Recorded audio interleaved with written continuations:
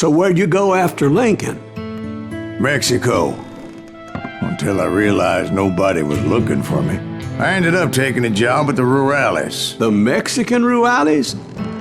I was hired to help them track down the cowboys. The most vicious outlaw gang in Cochise County? Curly Bill Brocious? Johnny Ringo? Led by old man Clanton himself.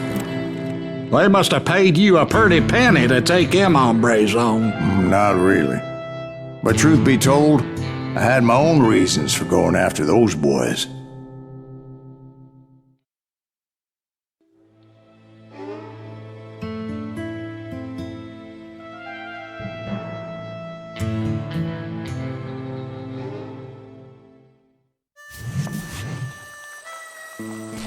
So was the bastard you were after now riding with the cowboys? Roscoe Bob Bryant was his name. Oh. But no, this time it was a different bastard I was after. The aforementioned Mr. Ringo. I came upon them robbing a stagecoach, which wasn't surprising, being they were such murderous thieves and bastards. The bandits wore red scarves, so I knew they worked for the old man. Over there! There! I did my best to help those two bastards.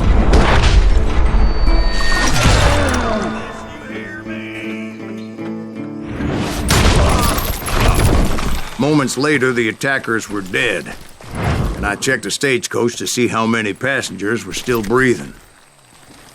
None. It was then I wondered if the rocks weren't hiding more bandits. Was that all of them? Or did I just hit the rear guard? I quickly got my answer. They attacked from on high like Apaches often do.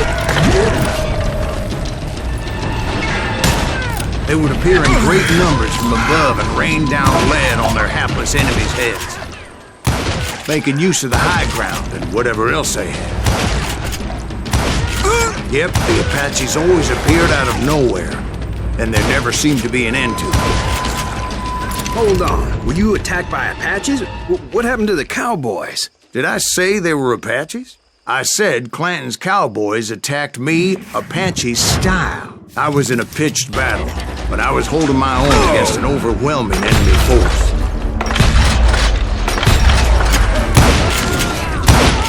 See, at the time, I was still pretty green and would often blunder into regrettable situations. But I just kept shooting at anything I could see up in those damn rocks. I didn't see Ringo, but I knew he was with the cowboys.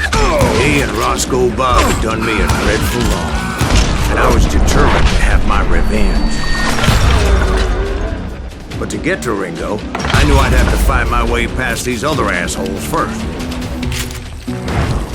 Unfortunately, I was running out of ammo. Another perfect example of my relative inexperience as a hunter of men. I immediately knew that a tactical retreat was called for, as my vengeful fury was much less impressive without the bullets to back it up.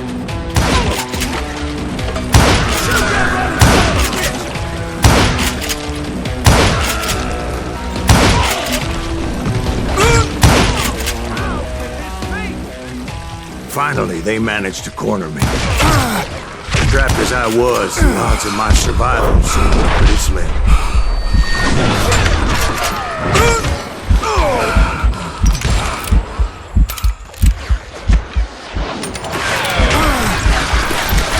Luckily, serendipity was on my side as I suddenly spotted a way out of my predicament. He's getting away! I ran ahead as if the devil himself was after me. Bullets were whizzing by my ears, but I wasn't about to roll over and die. I just kept running like there was no tomorrow.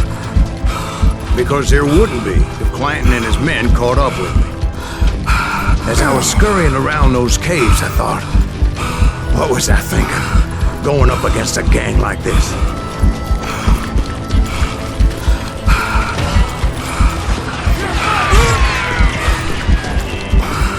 I just kept running, not knowing where the hell I was going, And that's when something miraculous happened. Like manna from heaven, I found the desiccated remains of what looked like an Apache warrior. The old weapon next to him supplied me with some much-needed ammunition.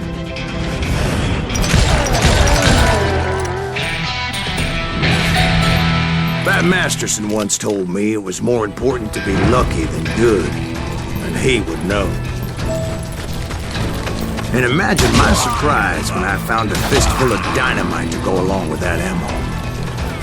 That stroke of good fortune evened the odds and bolstered my confidence. It was time to turn the tables. Time for the prey to become the predator. Time for the hunted to become the hunted. Time. All right, Jesus, we get it. They were right where you wanted them. That's right, Jack. I was done running. The old man's boys were not expecting that. No, sir.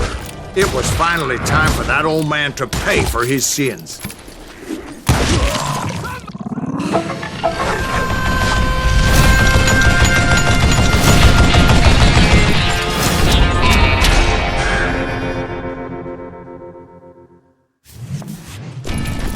I yelled out at the top of my lungs, "Clanton, I'm coming for you!" A little stealth might have made more sense, to be perfectly honest. Because that old fool had a Gatling gun and enough bullets to last him till kingdom come. But I knew I could not let that deter me. Not if I was to find and kill Ringo. I needed to get that old man off that gun.